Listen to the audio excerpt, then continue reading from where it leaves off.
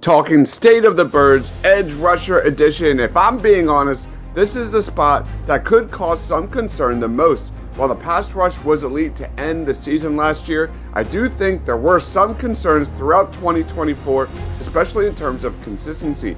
Right off the bat, this is a very improving group with a ton of upside. It's also important to note that this group is directly correlated to Howie's MO in terms of roster development, which is getting guys to step up and outperform their cheap contracts. Let's start with Nolan Smith. Watching Nolan Smith come into his own during the second half of last year was simply magical. Smith elevated his performance during the playoffs, setting an Eagles franchise record with 4 sacks in a single postseason. Can Nolan Smith carry that momentum into 2025? If he does, we're talking big time production. Another big question mark, where is Nolan Smith's recovery level after tearing his tricep during the Super Bowl? We'll see in a couple months, but all signs point to a monster year for Nolan Smith. Most of my question marks for Nolan boils down to conditioning. Smith played 52% of the defensive snaps in 2024, which is something I foresee increasing closer to 60% in 2025. Jalyx Hunt is also coming off monster production from the 2024 playoffs.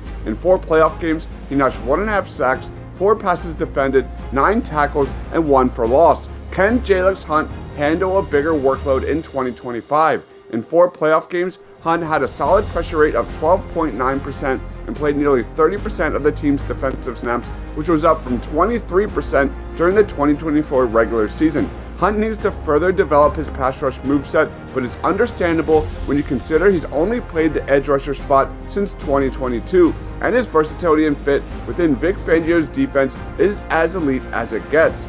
Jalyx Hunt is an uber important part to the Eagles defense, returning to glory in 2025. Similar to Nolan Smith, what kind of increased workload is Jalyx Hunt prepared for next season? That's something we'll learn more about come training camp.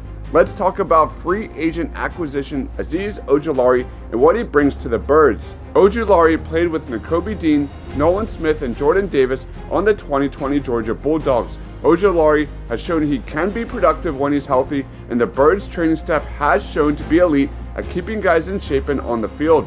Ojulari has missed 12 games due to hamstring, ankle, and toe injuries the last 2 seasons with a pressure rate of just 6.6%, a mark that's below average for top-notch edge rushers. Overall though, I saw this move as a low-risk, high-upside signing. I think Ojulari can add to the rotation and has the flexibility to cover the flat like Vic Fangio likes to do. Let's talk Josh Uche, a super intriguing fit under Vic Fangio, who I expect should provide a boost. Despite limited production, Uche maintained a respectable pass rush win rate of 17.2% in 2024, ranking 14th among edge defenders with at least 90 pass rushing snaps. Given his age at 26 and previous production, Uche represents yet another low-risk, high-reward addition to the Eagles' defense. The biggest question mark I have for Uche is his run defense and ability to translate to Vic Fangio's scheme, so we'll know more about his baseline during training camp. Anton Powell-Ryland, aka APR, could be a depth stash as he's raw, but his athleticism and production are off the charts. At 6'3", 252 pounds, Powell-Ryland brings a blend of size, athleticism, and pass rushing prowess that aligns well with Fangio's defensive philosophy. APR has the ability to line up at various spots. He had 48 total pressures in 2024 at Virginia Tech, and I suspect he'll be slowly added in during 3rd and long situations where his burst, motor, and pass rush skills can shine.